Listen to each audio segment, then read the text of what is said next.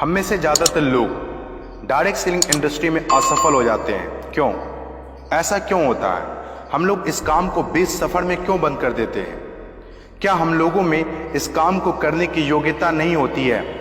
ऐसी बात नहीं है कि ज़्यादातर लोग कम योग्यता के कारण इस खूबसूरत इंडस्ट्री को छोड़ देते हैं, जहां हर कुछ मिलता है, जहां टाइम मल्टीपल है, जहां टीम वर्क है, जहां पैसिव इनकम है, जहां एक सपोर्टिंग सिस्टम है, जहां कोई रिस्क नहीं है, कोई लॉस नहीं है।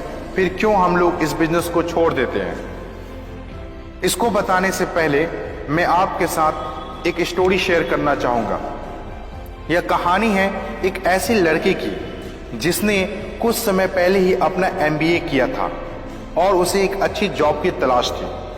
3 दिन पहले की बात है, उसने एक जॉब इंटरव्यू दिया था और कल उसके पास उस कंपनी से कॉल आ गया।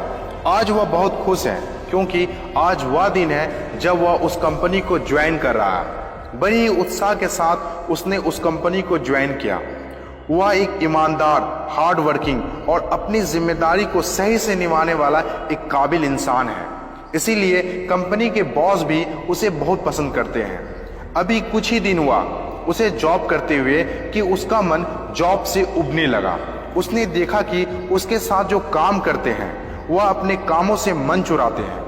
काम ना करने का कोई ना कोई बहाना बनाते रहते हैं। कभी कभी वह दूसरों से अपने बॉस की बुराई करने में अपना सारा वक्त बिता देते हैं।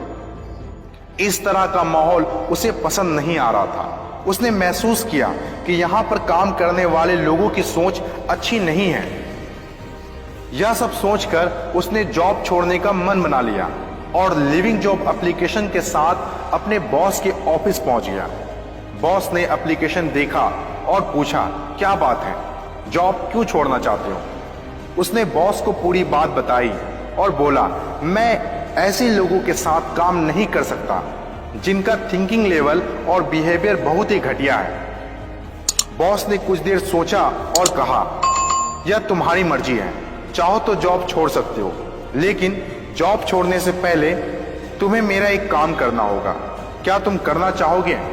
उसने कहा, क्यों नहीं सर, बताइए क्या काम है। तभी बॉस ने एक पानी से भरे गिलास को देते हुए कहा, तुम इस गिलास को लेकर अपने ऑफिस के 2 चक्कर लगाओ और फिर मेरे पास आना।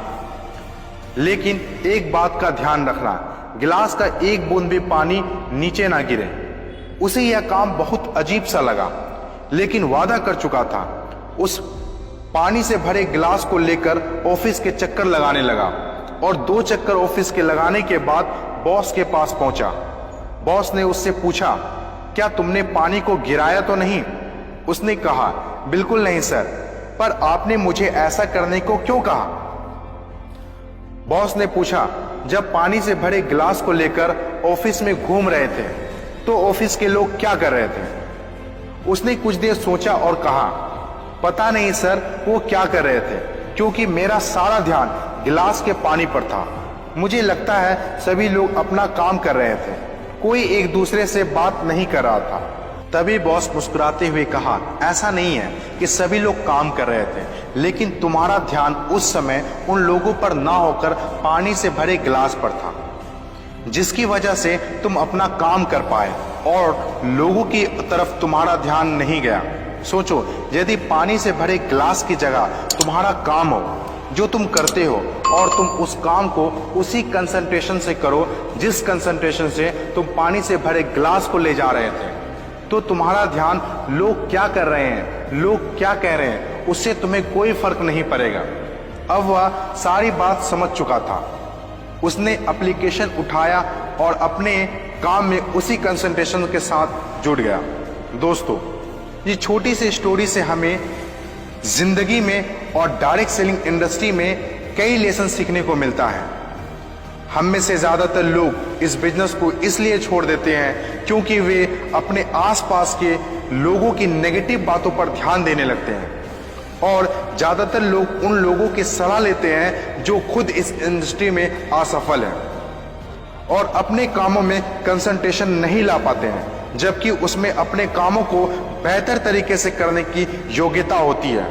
कंसंट्रेशन माइंड की वह शक्ति है जिसको हम यदि किसी काम पर फोकस करते हैं तो हमारी माइंड की पूरी शक्ति उस काम को पूरा करने में लग जाती है और वो काम पूरा होकर ही रहता है। Concentration is the key of success.